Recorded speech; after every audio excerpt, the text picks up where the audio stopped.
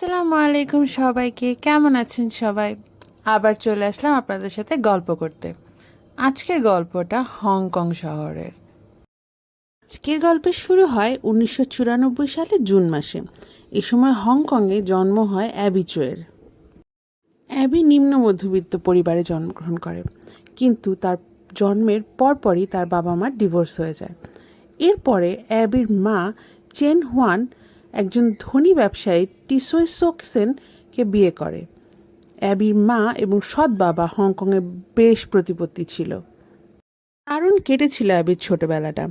এই নতুন পরিবারে অ্যাবির আরও 2টা বোনের জন্ম হয়েছিল। একটু বড় হলেই অ্যাবি পা রাখে মডেলিংয়ের জগতে এবং নিজ প্রতিভা গুণে খুব অল্প সময় হংকংয়ের একজন জনপ্রিয় বিখ্যাত মডেল হয়ে যায় সে। কাজের জন্য সে আন্তর্জাতিক স্তরেও পরিচিতি লাভ করেছিল। নামি ম্যাগাজিনের কভার পেজে প্রায়ই তার ছবি দেখা যেত। অ্যাবির পরিচিত সবাই বলেছিল যে অ্যাবি খুব ভালো মনের একটা মানুষ ছিল। 2012 সালে মাত্র 18 বছর বয়সে অ্যাবি তার বয়ফ্রেন্ড অ্যালেক্স কোয়াংকে বিয়ে করে। ওই পরিবারে অ্যালেক্স কোয়াংয়ের সাথে ছিল তার বাবা, মা এবং একটা ভাই। অ্যাবি খুব সুন্দরভাবে এই সংসারটা কোপ আপ করে নিচ্ছিল এবং সেখানে তাদের 2টা বাচ্চাও হয়। কিন্তু কোনো এক কারণে তাদের ডিভোর্স হয়ে যায় এক সময়। অ্যালেক্সের ফ্যামিলি খুব নিম্নবিত্ত ছিল। তার বাবা কোনো এক কারণে সাসপেন্ডেড হয়েছিল পুলিশ থেকে এবং ভাইয়েরও চাকরি ছিল না। তাই অ্যাবি নিজ টাকায় তাদের জন্য একটা বিলাসবহুল অ্যাপার্টমেন্ট কিনে দেয়। সেই অ্যাপার্টমেন্টের যত খরচ আছে সব অ্যাবি করে। এমনকি অ্যালেক্সের ভাইকে তার নিজের শোফার হিসাবে সে কাজে নিযুক্ত করে। অ্যালেক্সের সাথে ডিভোর্স হওয়ার পরে অ্যাবি তার ছোটবেলার স্কুল ফ্রেন্ড ক্রিসকে 2016 সালে বিয়ে করে। এই পরিবারেও অ্যাবির 2টা সন্তান হয়। সো অ্যাবি তার 4 সন্তান নিয়ে ক্রিসের সাথে আনন্দে থাকা শুরু করে। অ্যাবির ব্যাপারে কারোর কোনো কমপ্লেন ছিল না। সবাই বলতো সে অনেক ভালো একজন মানুষ, তার মতো মানুষই হয় না। কিন্তু এত ভালো একটা মানুষের সাথে কি হয়ে গিয়েছিল?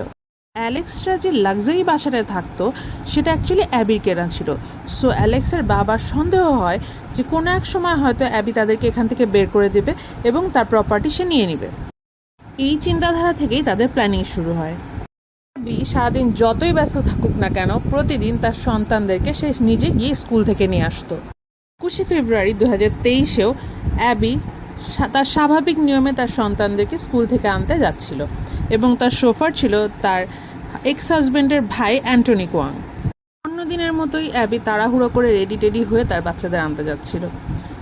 এই সিসিটিভিটাই তার লাস্ট জীবন্ত থাকার প্রমাণ ছিল। পরবর্তীতে ইনভেস্টিগেশনে জানা যায় যে রাস্তায় কোনো এক জায়গায় হঠাৎ করে গাড়িতে কোয়াং কাও এবং অ্যালেক্স কোয়াংও উঠে পড়ে এবং গাড়িতেই অ্যাবিকে খুন করে তারা। এরপরে তারা অ্যাবির মৃতদেহটাকে তাদের আগে থেকে ঠিক করে রাখা একটা বাসায় নিয়ে যায়। যেই বাসাটাতে কোয়াং ফ্যামিলি বেশ কয়েকদিন ধরেই যাতায়াত করছিল এবং তারা ওই বাড়ির জানলা দরজা সব ব্ল্যাক কালারের গার্বেজ ব্যাগ দিয়ে পুরো প্যাকেট করে দিয়েছিল যাতে বাইরে থেকে কেউ কিছু দেখতে না পারে।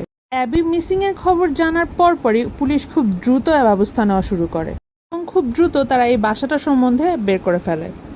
অ্যাবি মিসিংয়ের ঠিক 2 দিন পর পুলিশ এই বাসাটাতে হানা দেয়। বাসার ভিতরে কিন্তু পুলিশ তেমন কোনো ফার্নিচার পায় না। একটা রুমে পুলিশ পায় একটা মিট গ্রাইন্ডার, 2টা কালো রঙের ওভারকোট আর একটা fridge.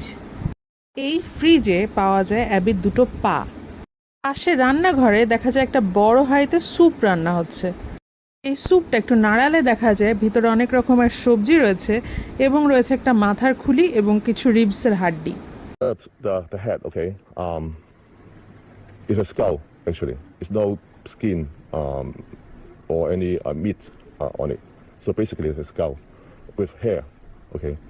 And as I said, unfortunately, there's a hole on the right side rear on the.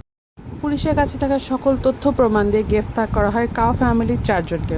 এছাড়াও আরও 3 জনকে গ্রেফতার করা হয়। শুধুমাত্র লোভের বশবর্তী হয়ে হারিয়ে গেল একটি তাজা প্রাণ। অ্যাবির 4টা সন্তান হারালো তাদের মাকে। বাকি বডি পার্টসগুলো পরবর্তীতে অনেকটা সময় ধরে গার্বেজের মধ্যে খোঁজা হয়েছে, কিন্তু পাওয়া যায়নি। তাকেই ভালোবাসতে হয় বা শ্রদ্ধা করতে হয় যে তার উপযুক্ত। অপাত্রে দান করলে সেটা কখনো ভালো ফলাফল বয়ে আনে না। অ্যাবির ক্ষেত্রেও হয়েছে ঠিক তাই।